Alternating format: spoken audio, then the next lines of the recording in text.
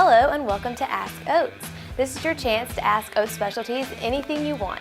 So send us your tweets, Facebook us, or send us an email with your questions. The first question comes from a tweet from Absolute Pitcher. We love the connection ball, but I'm wondering how to create drills for firming up the lower half as well. If you have any ideas, any drills? You're right. The connection ball is great for the upper half, especially firming up the glove side. But for the lower half, obviously the connection ball is not meant for that. The drills that I would recommend to help firm up the lower half, which I am guessing you mean, is able to keep your lower half and hips closed and carry it further down the mound, would be the hook'em drill.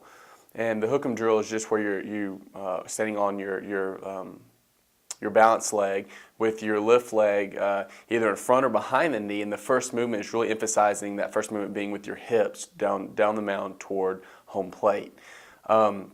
And also we've had some success using the exercise bands, the giant flat band resistance loops, which are primarily normally used for stretching or resistance pull-ups to help with pull-ups.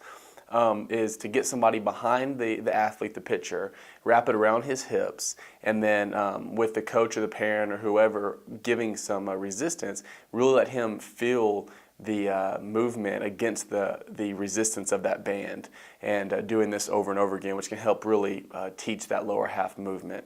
The second question is a Facebook comment from Wade Hampton.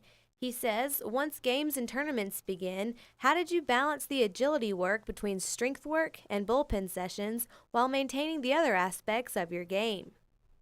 Once you begin once games begin, you're going to want to move away from strength work. Strength work is primarily for the off season, where you're trying to build a more stable base and able to increase your strength. Once season begins, you're going to really want to focus on explosive, fast twitch movements. Being as ballistic as you possibly can. So therefore you're going to want to do more agilities, more sprints, more just fast twitch, explosive movements, which is what you're doing in a game, whether it's pitching, hitting, running, or throwing. And so you're really going to want to move away from the strength work. Maybe still do it once a week, but primarily it's going to be agilities and fast movements. And as far as bullpens, the number of bullpens, it kind of depends on your age, your pitch, how often you're pitching, things like that.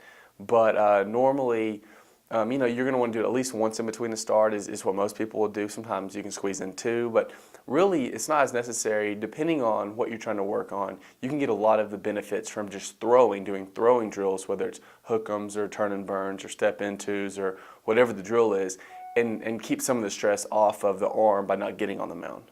And that wraps up our first episode of Ask Oates. Again, if you have a question, send us a tweet at Oates Specialties. Like us on Facebook, send us a message there, or shoot us an email. Thanks, and we'll see you next time.